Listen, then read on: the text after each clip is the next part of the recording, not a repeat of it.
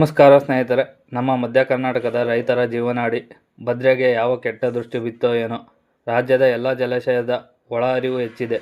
ಇನ್ನೇನು ಕೆಲವೇ ದಿನಗಳಲ್ಲಿ ನೀರನ್ನು ಹೊರಬಿಡುವ ಕಾಲ ಸನಿಹದಲ್ಲಿದೆ. ನಮ್ಮ ಜಲಾಶಯದ ಒಳ ಹರಿವಿನ ಸ್ಥಿತಿ ನೋಡಿದರೆ ಕುಡಿಯಲು ನೀರು ಬಿಡುವುದು ಕಷ್ಟ ಅನಿಸುತ್ತೆ. ಸ್ನೇಹಿತರೆ, ಭದ್ರಾ ಅಚ್ಚುಕಟ್ಟು ಪ್ರದೇಶದ ಸಾವಿರಾರು ರೈತರು ಈ ಜಲಾಶಯದ ನೀರನ್ನೇ ನಂಬಿಕೊಂಡಿದ್ದಾರೆ.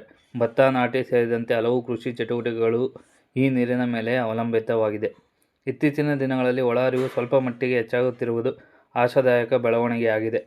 ಇದೇ ರೀತಿ ಮಳೆ ಮುಂದುವರೆದರೆ ಭದ್ರಾ ಜಲಾಶಯ ಶೀಘ್ರದಲ್ಲೇ ಉತ್ತಮ ಮಟ್ಟ ತಲುಪುವ ನಿರೀಕ್ಷೆಯಲ್ಲಿದೆ. ರೈತರ ಆಶಯ ಒಂದೇ, ಜಲಾಶಯ ಸಂಪೂರ್ಣ ಭರ್ತಿಯಾಗಲಿ, ಬೆಳೆಗಳಿಗೆ ನೀರಿನ ಕೊರತೆ ಉಂಟಾಗದಿರಲಿ ಎಂದು ರೈತರು ಬೇಡಿಕೊಳ್ಳುತ್ತಿದ್ದಾರೆ.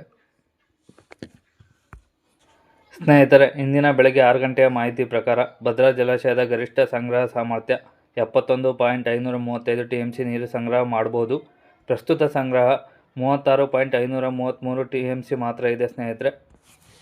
ಜಲಾಶಯದ ನೀರಿನ ಮಟ್ಟ 152 ಅಡಿ 9 ಇಂಚ್ ಇದೆ ಸ್ನೇಹಿತರೆ. 1 ಇಂಚ್ ಕಮ್ಮಿ ಇದೆ, 153 ಅಡಿಗೆ. ಸ್ನೇಹಿತರೆ, ಒಳಹರಿವು 6554 ಕ್ಯೂಸೆಕ್ಸ್ ನೀರು ಒಳಹರಿವು ಬರ್ತಿದೆ. ಹೊರಹರಿವು 177 ಕ್ಯೂಸೆಕ್ಸ್ ನೀರು ಹೊರಹರಿವು ಹೋಗ್ತಿದೆ ಸ್ನೇಹಿತರೆ, ಕಳೆದ ವರ್ಷ ಇದೇ ದಿನಕ್ಕೆ ಹೋಲಿಸಿದರೆ ಪರಿಸ್ಥಿತಿ ಸಂಪೂರ್ಣ ಭಿನ್ನವಾಗಿದೆ.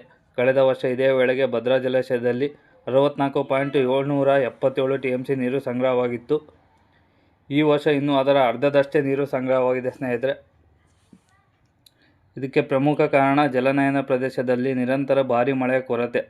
ಮಧ್ಯ ಮಳೆಯಾಗುತ್ತಿದ್ದರೂ ಜಲಾಶಯದ ಶೀಘ್ರವಾಗಿ ತುಂಬಿಸುವಷ್ಟು ಮಳೆ ಇನ್ನೂ ಸುರಿದಿಲ್ಲ. ಭದ್ರಾ ಅಚ್ಚುಕಟ್ಟು ಪ್ರದೇಶದ ಸಾವಿರಾರು ರೈತರು ಈಗ ಆಕಾಶದತ್ತ ಚಿತ್ತ ಹರಿಸಿದ್ದಾರೆ. ಮುಂದಿನ ಕೆಲವು ದಿನಗಳಲ್ಲಿ ಉತ್ತಮ ಮಳೆಯಾದರೆ ಮಾತ್ರ ಒಳಹರಿವು ಹೆಚ್ಚಾಗಿ ಭದ್ರಾ ಜಲಾಶಯ ಭರ್ತಿಯಾಗುವ ನಿರೀಕ್ಷೆ ಇದೆ.